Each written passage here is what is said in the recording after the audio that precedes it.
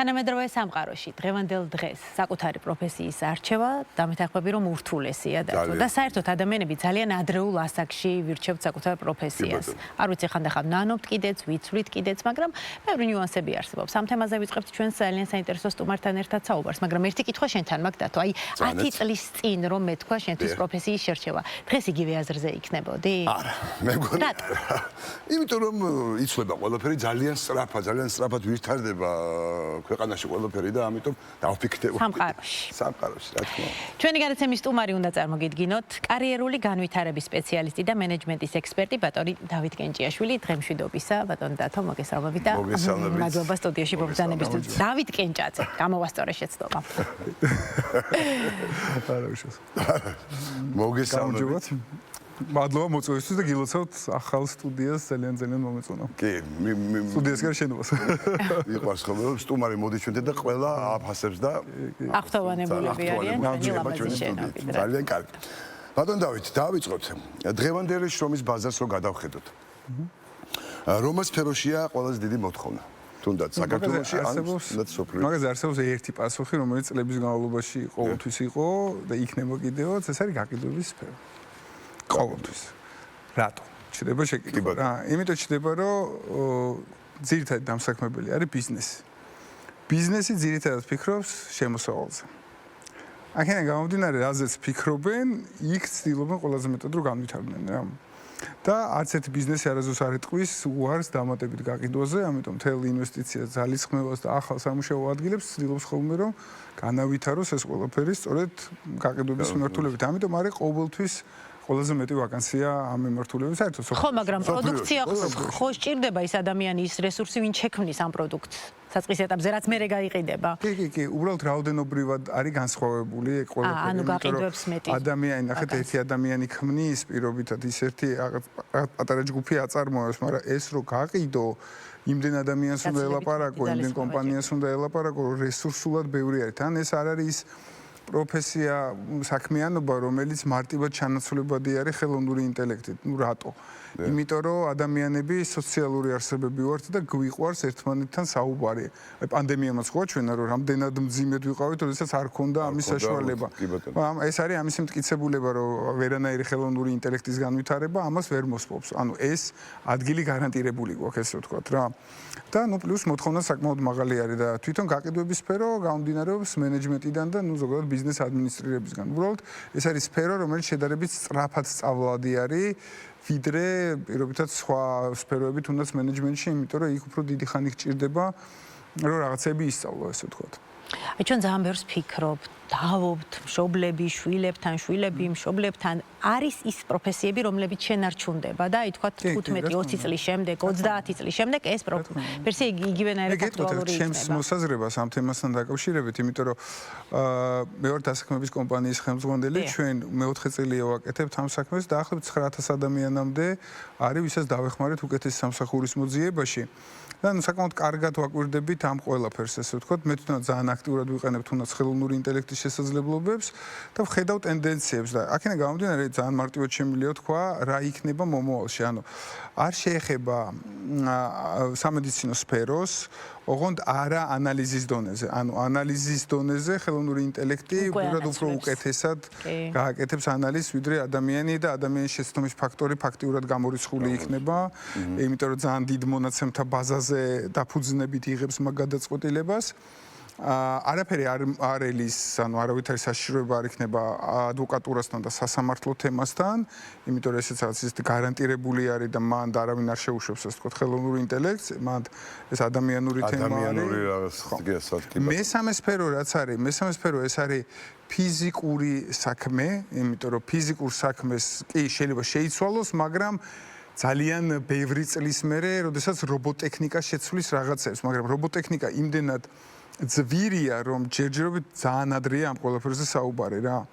ამიტომ რჩება ფიზიკური შრომა, იმიტომ რომ ჩვენ რაღაც ბოლო პერიოდის განმავლობაში, ბოლო 1-20 წლის განმავლობაში რაღაც მივეჩვიეთ, რომ რაღაც კომპიუტერით, სიტყვით, რაღაც მეილით უნდა ვაკეთოთ საქმეები და თითქოს დაგვავიწყდა ეს ფიზიკური შრომა, რომ აქაც ძალიან კარგი გამომუშავება არის შესაძლებელი. ამიტომ რჩება ექსპერო აუცილებლად, მაგას არაფერი არ ემუქრება.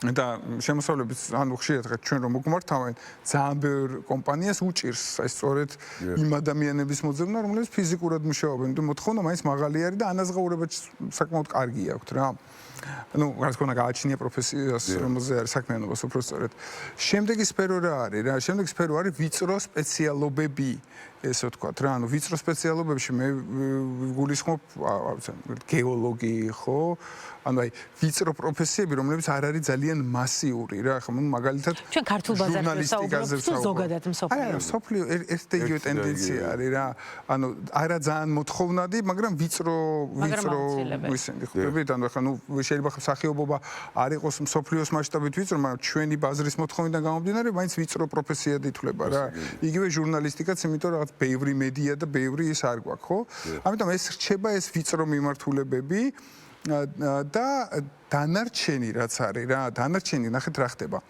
დანარჩენში შემოდის ძალიან აქტიურად ხელოვნური ინტელექტი რომელიც არის ძირითადად მენეჯმენტის თემა ანუ მართვის თემა და ბიზნესის თემა ხო ანუ ბიზნესის მართვასთან დაკავშირებული საკითხები ანუ თვითონ მთელი მენეჯმენტი ძალიან იცვლება რა და რატო იცვლება იმიტომ რომ ხელოვნურ ინტელექტს შეუძლია ძალიან ბევრი რაღაცის გაკეთება დამოუკიდებლად და ეს კიდე უფრო აი მაგრად ვითარდება რა აი წარმოიდგინეთ რომ ბიზნეს გეგმის გაკეთება თავიდან ბოლომდე შეუძლია რა შეუძლია რომ დაგიგეგმაროთ არ ვიცი თავისი ბრენდული ეზოს დაგეგმარება შეუძლია თუმცა ეს მაინც ამას ვიწრო იმაში გამყავს ესე ვთქვათ მაგ თემაში იმიტომ რომ მან პრობლემა იცით რა იქნება რომ ადამიანი მაგალითად აი თუნდაც ვინც ეზოს დაგეგმარებაზე მუშაობს ხო ეხლა თუ თვეში აკეთებს პირობითად არ ვიცი 5 პროექტს ხელოვნურ ინტელექტს როგორც კი იყენებს, მას შეუძლია რომ 20 გააკეთოს.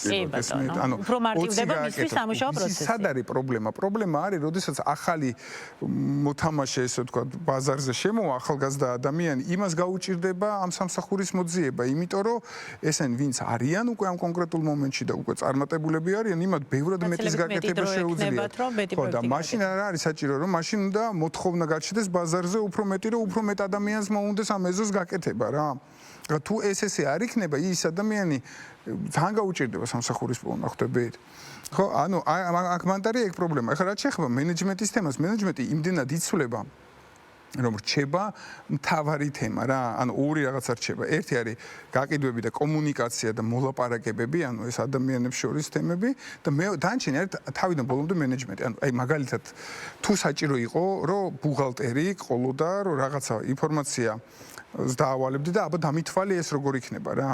ეხლა ხელოვნურ ინტელექტს ამას რო ავალებ, ხო, იგივეს გიკეთებს, ბევრად უფრო სწრაფად ხდებით. უსასყიდლოდ, რაც ყველაზე მთავარია. ნუ, ბევრად სწრაფად აკეთებს. იგივე ეხება თუნდაც დიზაინის თემას, იგივე ეხება, არ ვიცი, პროცესის სტანდარტის დაწერა შეუძლია. ანუ ჩვენ ამდენი პროფესიონალი არ დაგვჭირდება რეალურად. შეიძლება ეს პროფესია საერთოდ არ დაიკარგოს, მაგრამ ამ რაოდენობით. ამდენი პროფესიონალი არ იქნება საჭირო, იმიტომ რომ ვიღაცამ უნდა მეთვალყურეობა გაუკეთოს ამ ყველაფერს, იმიტომ რომ ხელოვნური ინტელექტზე მიშვება არ არის სწორი, არაფერში საერთოდ რა. ანუ ხელოვნური ინტელექტი არის როგორი ეს თანაშემწეა, რომელიც მოდის და შესაბამისად ეძებს ინფორმაციას, ამ ინფორმაციას მოგიძიებს და გეტყვის რომ აი 5 ვარიანტი არის რა. მე მგონია რომ მეოთხე კაია, მაგრამ რავი არ უნდა ენდო რა, რომ მეოთხეა კაი რა. უბრალოდ ადამიანი უნდა იყოს მის გვერდზე ისეთი, რომელიც არის რეალურად პროფესიონალი და ერკვევა ამ თემაში. და სინამდვილეში, ხო, უბრალოდ ეს პროფესიონალი ადამიანი ხდება, არ ვიცი, 3ჯერ და 5ჯერ უფრო ეფექტური ადამიანი ამით გესმით?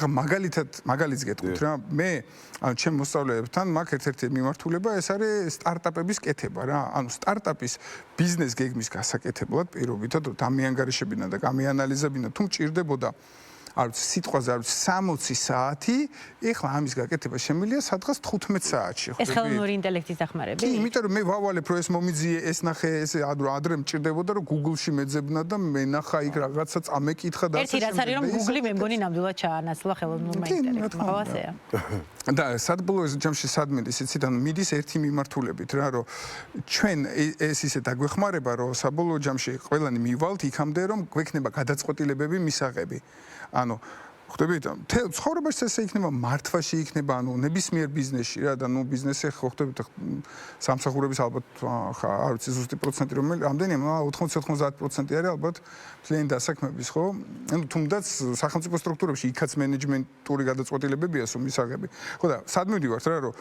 გვექნება გადაწყვეტილებები მისაღები და რეალურად უნდა ვისწავლოთ სწორი გადაწყვეტილებების მიღება, რომელიც არის ალბათ ყველაზე რთული საკითხი, თუმცა მომავალში ეს იქნება, ანუ დაფასდება ის ადამიანი, რომელსაც შეიძლება უფრო მეტი სწორი გადაწყვეტილების მიღება. იმიტომ რომ გამზადებული გაქვს რა, ანუ ალტერნატივების მოძიებას ისწავლი, იმაზე ეუბნები რომ მომიძიე, ეს მინდა, ის მოგიძიებს და გაჩვენებს ყველაფერს და შენ უნდა თქვა რომელი ჯობია და აი მან და არ უნდა შეცდე. აი რომელი ჯობია როგორ ვამბობთ ამას, იქაც ხო ეს იგი პროფესიონალი საჭირო. აი მან ცოდნა არის საჭირო რა და აი ეს არის გამიმართულებითაც ცოდნი ადამიანი ყოველთვის დაფასებული იქნება ამის საშიშროება ნამდვილად ადამიანი ყოველთვის იქნება დაფასებული და ეს ჩანს, ხვდებით, ანუ ვაკანსიების ჩანს. აი მაგალითად გრაფიკული დიზაინერი აი ვაკანსიებიდან გამომდინარე როგორი სურათი გვაქვს დღეს რეალურად დიზაინერი აღარ ჭირდება ხო ეგ აღარ ჭირდება ანუ ვებ გვერდს ვინც აკეთებს ვებ გვერდის გაკეთებისას არის ფრონტი და ბექი ან წინა მხარე და უკანა მხარე წინა მხარე აღარ არის საჭირო ხვდებით იმიტომ რომ მე შემიძლია ავაგო ეხლა მე თვითონ რომელსაც კოდის წერა არ ვიცი საერთოდ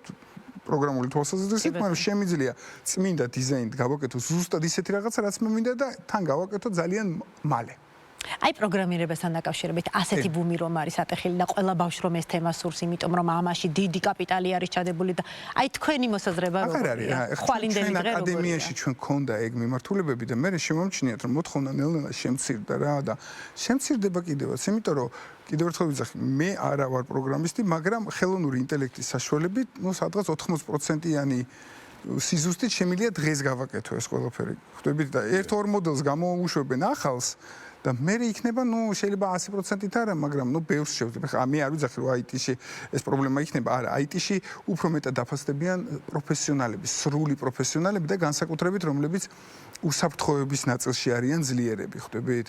ანუ მარტო აი ნაწილი რო იციან, აი წინა მხარის აწყობა, არა, აი ეს UX-ი, ეგენი, აი საერთოდ ხრებიან, იმიტომ რომ აი მთლიანად უნარი არის ყველაზე მნიშვნელოვანი რამე. იმიტომ რომ ასე იძახიან, რომ პროფესიები ცოტა ხანში დაკარგავს აქტუალობას და უნარი დარჩება ყველაზე მნიშვნელოვანი. უნარი არის ყველაზე მნიშვნელოვანი რაღაცა და ეხლა მაგაზე გავამახვილებ ყურადღებას რა.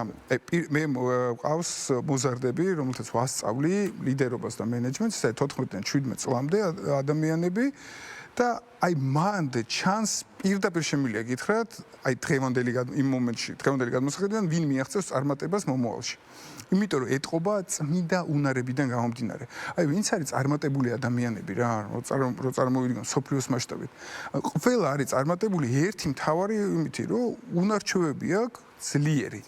აი უბრალოდ უნარჩვევი იმას არ ეშინია რა, რაღაცა თუ არ იცის, მე რა ისწავლის და მიიღებს გადაწყვეტილებას, მაგრამ აი ეს უნარები და როგორი არის ადამიანი, აი ეგ არის ყველაზე მნიშვნელოვანი საკითხი, ხვდებით?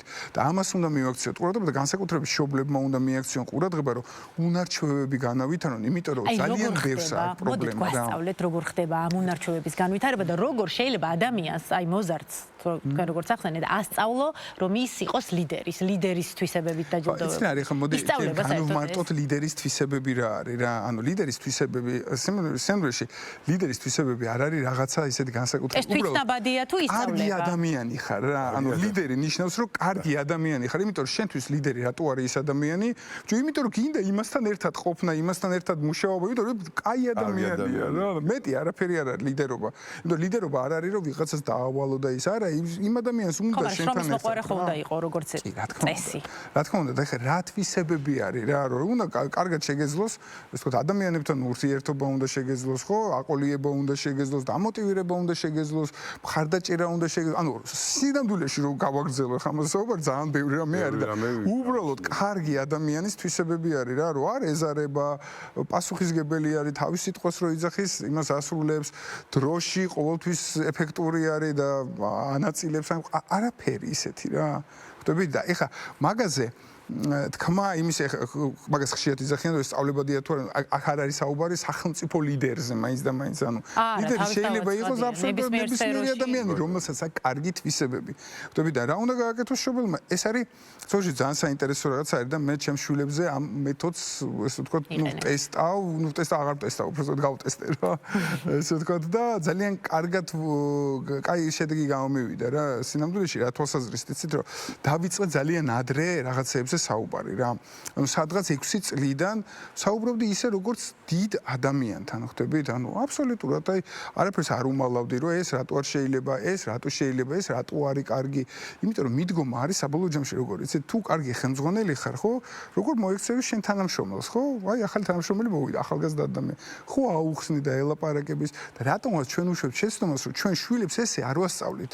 ანუ რაღაც სხვანაირად ველაპარაკებთ. აი უცებ რო წარმოვიდგინოთ, რომ ეს არის ჩვენი თანამშრომელი, ხო სხვანაირად დაელაპარაკები, უხეშად არ დაელაპარაკები იქ რაღაცაზე ისე არის შენიშნოს არ იმაზე, ოხ ეს რამდენჯერ უნდა გაგიმეორო, ნუ შეიძლება ხა მას მესვიზახე ხოლმე ხან მაგრამ ყველას აქ ეს მაგრამ აი ეგ მომენტი არის გესმით და ძალიან საინტერესო არის რომ იწყებ ამაზე საუბარს და ოღონდ დოზირებულად რა ეგ ძალიან მნიშვნელოვანია აი მე ჩემ თავზე გამოცადე რომ რაღაცა მომენტები იყო როდესაც ზედმეტი მომდიოდა და რომ ვატყობდი რომ ის იყო მე ვჩერდებოდი ასაკიდან გამომდინარე ალბათ ასაკიდან გამომდინარე იმიტომ რომ ზედმეტი არ არის საჭირო და მე ეტაპობრივად ნელ-ნელა არის ეს საჭირო და ეხლა მე რა შედეგი მაქვს ჩემს მოსწავლეებთან ეს არის რაღაცა პერიოდის მე რომ ისმენენ ჩემთან როცა მუშაობენ ეცვლებათ აზროვნება ხვდებით ანუ სულ რო საუბრობენ ჩემთან და მე რო საპირისპიროს ხო ვერ მიმტკიცებენ პირობითად აი ის მშობელთან შეიძლება მაკამაჩი ვერ შევიდეს მე მაინც უცხოა რა და უცხოსთან მოდი მეკამათე რა არგუმენტებით მეკამათე და როცა ვერაკეთებს ამას უკვე მე ხდება რაღაცა თვალსაზრისით რომ დათო სწორია ესე იგი რა რაღაცა თემაში და მე ნელ-ნელა ამ იმაში ესე ვთქვა ტრანსფორმაციას იგი იმიტომ მშობლებისგან ვიცი რომ ვეღარ ვცნობ იმიტომ რომ ეხლა უკვე დაიწყო მომავალზე ფიქრი არ იცოდა რა უნდა და ეხლა ზუსტად იცის რა უნდა და ნუ ასე შემდეგ ხდები და არის რა რომ უბრალოდ აი ეს მომენტია ყველაზე ცუდი რა არის იცით აი ყველაზე ცუდი რომ ჩვენ მიჩვეულები ვართ ერთხელ რო ეთქვით გვინდა რომ გამოვიდეს არ გამოდის ეგ რა აი მე თვითონაც ხო ხარ რამდენჯერ დამჭირებია ჩემ შვილებზე რომ ერთი და იგივე თემა იმეორებ და სამწუხაროდ სულ უნდა გაიმეორო ანუ სულ უნდა გაიმეორო აი იქამდე და ნერვები არ უნდა მოგეშალოს ამაზე მაგალითებზე სწავლა მათთვის როგორია მაგალითებზე სწავლა ხო რა თქმა უნდა მშობელს უყურებს ანუ თუ ჩვენ გვინდა რომ ჩვენი შვილები იყვნენ მაგარი ადამიანები წარმატებული კარგი ლიდერები გვინდა რომ შევაყაროთ კითხვა საწყისეთებზე უნდა ვკითხულობდეთ წიგნებს რომ მათ დაინახოთ ყველაფერი ეს რა არის ხო შეიძლება წიგნების კითხვას მე მაქვს წაკითხული სადღაც 800-მდე ბიზნეს წიგნი რა უბრალოდ ბოლო პერიოდში გავანებე თავი რატო იმიტომ რომ ხელოვნური ინტელექტის საშუალებით იმ კი არ წიგს კი არ ვკითხულობ. აუ მე პროფესიულ ლიტერატურაზე მაქვს საუბარი და არა კლასიკაზე ეს თქვა. მას არ ვაკეთებ. ვაკეთებ რას? ის მიზანს ვისახავ რომ აი რაღაცის სწავლა მინდა. მაგალითად ჭიქა როგორ კეთდება. მინდა რომ ვისწავლო. ეხლა ამისთვის რომ წავიდე, ეხლა მე როცა ვსწავლობდი, დავდიოდი ბიბლიოთეკაში და რაღაც წიგნებს ვიქეგებოდი და მოკლედ მაგამდე რომ ჩავსულიყავი, სამი თვე მჭირდებოდა. ეხლა შემიძლია ამისი ტექნოლოგია ვისწავლო 3 საათში პირობით. ეხლა რამდენად სწორი ამას ხმამაღლა რომ ამბობთ ჩვენ. არა, ნუ იცით რა არის, ეხლა ჩემი ამოცანა არის რა, მე მთელი ჩემი ცხოვრების განმავლობაში ვეხმარები ადამიანებს, ესე ვთქვათ რა და მთელი ჩემი ასე ვთქვათ სოციალურ ქსელში საქმიანობას მაკეთკენ არის მიმართული და ზუსტად ეს უნდა უთხრათ რომ ეხლა ძალიან მარტივი ისეთი მაგარი ეპოქა მოვიდა ეხლა რომ ის საქმეები რომელიც აი კიდევ ერთხელ ვიზახ მე მჭირდებოდა არ ვიცი 3 დღე გასაკეთებლად შემიძლია რამდენიმე წუთში გავაკეთო ინფორმაციის მოძიება არ არის რთული ხვდებით ანუ არ ვიცი აი ეხლა გულწრფელად რო გითხრათ რა რაღაც ბიზნეს გეგმაზე ვმუშაობ ხო დავალებას რას ვაძლევ ვიცით ხელოვნური ინტელექტს აი ეს თემა მომიძიე როგორ არის სამხრეთ აფრიკაში, არგენტინაში და ნორვეგიაში როგორ არის ეს დარეგულირებული რა. და ამ ინფორმაციას მიძიებს თავისი წყაროებით და მაჩვენებს, ხვდებით? ეხლა აი ჩვეულებრივად როგორ შემეძლო ეს გამეგო ხო ვერ გავიგებდი. ხო, ნუ შეიძლება გაგებო, მაგრამ ძალიან დიდ დროს მოანდომებით ამ რა ეგ წასვლა დაჭირდებოდა ეხლა მანდა. ეხლა ეს ანუ წარმოიდგინეთ რომ ნებისმიერ თემაზე შემიძლია გავაკეთო. თუნდაც არ ვიცი, სამედიცინო თემაზე აბსოლუტურად გამონაკლისები არის შესაძლებელი. თუნდაც იურიდიულ თემაზე ხო, აი პრაქტიკები როგორი არის ადვოკატ. ეს ხო ყველა იძებნება სადღაც ინტერნეტში, უბრალოდ Google-ით ამას ვერ პოულობდით რა. ხვდებით, ანუ ძალიან იცვლება ყველაფერი. როგორ შევასრულო თქვა ეს როლი, აი მას მიკარნახე. არა, მაგას არ გიგახსენებ, იმიტომ რომ ამიტომაც სახიობები რომ მიმართულება არის რა. ვერ ჩაანაცვლებს. არა, მაგას ახლა გამორიცხული არის, იმიტომ რომ ეს ის ვიწრო მიმართულება არის და თან არა, თქვენ ნამდვილად არ გემუქრება. ეს ის ვიწრო მიმართულებაა, რომელიც თან ფიზიკურ აქტივობაში გადის და თან ვიწრო პროფესიაში გადის რა. ჩვენ ხა ისე გამოგვივიდეს, რომ ახალგაზრდებმა წიგნების კითხვას თავი დაანებონ და სწავლას ზოგადად ხელი აიღონ. აი, ნახეთ ნახეთ, აი მე მაგალითად როგორ სწავლობდი, ბოლო პერიოდში როგორ სწავლობ, იცით, აი ვიღებ მიზანს რა, რომ მე მინდა რომ ვისწავლო აი ეს რაღაცა კონკრეტული საკითხი და ვიწყებ მოძიებას აი ამ კონკრეტული ინფორმაციის. იქამდე სანამ აი ყველანაირი ინფორმაცია არ მოვიძიე, რომ აი მორჩა მე ვიცი უკვე ყველაფერი ამ თემასთან დაკავშირებით. და უკვე ვიცი, ხდები, აღარ მჭირდება. ანუ წიგნებში ადრე რას ვაკეთებდი, იცით, მჭირდებოდა რაღაცა მაგალითად გაყიდვებს როგორ სწავლობდი, იცით, 50 წიგნი მაქვს წაკითხული გაყიდვებზე. 51 რო წავიკითხე, ანუ არაფერი ახალი აღარ გავიგე, ხდები? ნუ всё, დავით, მორჩა. ისწავლე. აი ეგ არის. ოღონდ ეხლა ეს შესაძლოა ხო 50 წიგნის წაკითხოს მინიმუმ 1 წელი უნდა რა და ეხლა ეგ არ გჭირდება, ხდებით? იმიტომ რომ ბევრად მარტივად შეიძლება ამის გაკეთება. ბოლოსკენ, აი მე-11, მე-12 კლასელი რო გეჯდეთ, ახლა წინ და შეგეკითხოთ, აი რა პროფესია უნდა ავირჩიო? ისეთი რომ აი დაახლოებით 15 წლის შემდეგ ვიყო წარმატებული. რა რჩევას მიცემ? ეს რა მე მაგას მაგ შეკითხვას არ უპასუხებ და არ უპასუხობ არასდროს. ძალიან ხშირად მეკითხებიან. ვატრიალებ მაგ შეკითხვას. შენ როგორი ცხოვრება გინდა რომ გქონდეს 15 წლის მერე, აბა წარმოიდგენ დილით ადექი და როგორი არის შენი დღე მოყევი რა.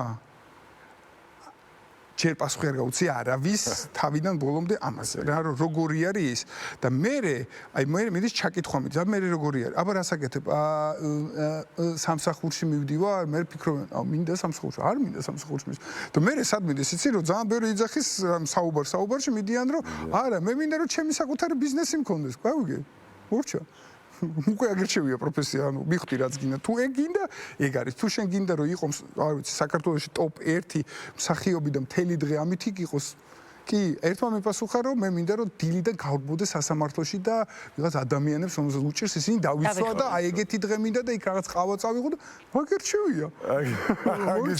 ანუ, ოღონდ ეს ფიქრის მერე იყო, ხდები? ანუ ფიქრის მერე, აბა რომელი პერსონაჟი მოგწონს იმიდან, რა ქვია, ფილმიდან და აი დაფიქრდა, გაანალიზა რომ ეგეთი ცხოვრება მინდა. აი ესე უნდა მიიღო გადაწყვეტილება, იმიტომ რომ პროფესიის არჩევა არის საშუალება, მიხვიდე 15 წლის მერე სადაც გინდა, როგორი ცხოვრებაც გინდა გქონდეს.